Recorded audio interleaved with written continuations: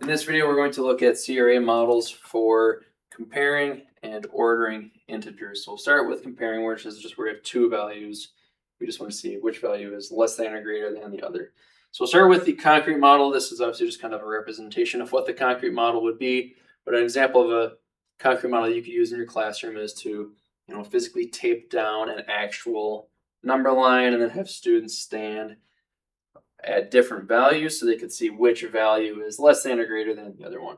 So I've seen this example. So this is just kind of a representation of what that physical number line would be. So you could have a student standing at the value of -5 and a student standing at the value of +2. And when we're comparing, right, we're always looking at whoever is furthest, or whatever value is furthest to the right on the number line. Those are always the greater values. Whatever numbers that are further to the left on the number line are always the values that are lower or less than.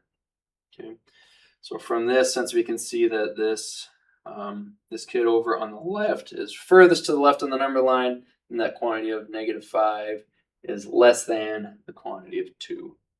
Okay, so again, you have to use your imagination for that one a little bit as far as the concrete model, but it's a physical number line with actual people standing in those locations. Okay. And then kind of similarly, a representational model is just going to be a drawing of a number line like what I actually have shown. And again, it's going to be similar type of idea. If we have -5 over here.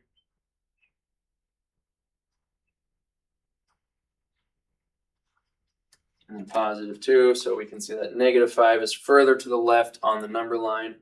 So -5 is going to be less than 2, or alternatively 2 is going to be greater than 5. And then our abstract models, again, we can say -5 is less than 2, or we could say 2 is greater than -5. Okay, so that's for the comparing, right? That's when we have just two values. Or ordering, right? That would just mean that we have some other third, we'll say we have 8. Some other third or more values added in. Okay, so again, kind of a similar idea, right? A physical number line, that could be your concrete model. If we were to take the kids out, right, that would be our representational model. But again, it's going to be, if we want to order from least to greatest, we would just start furthest left on the number line and then list them as they appear as we move to the right. Okay, so if we want to order from least to greatest, we would have -5, then 2, and here we're at +8, so we have 8. If we wanted to order these from greatest to least, it's going to be the same, but just in the reverse order. Okay. So for comparing, ordering fractions, common concrete models, we have some kind of physical number line. Again, you can use something like painter's tape and have students stand at various tick marks.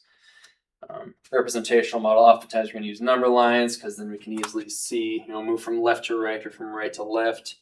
And then our abstract, we're either going to use that greater than or less than notation, or we're just going to have those comma separated lists.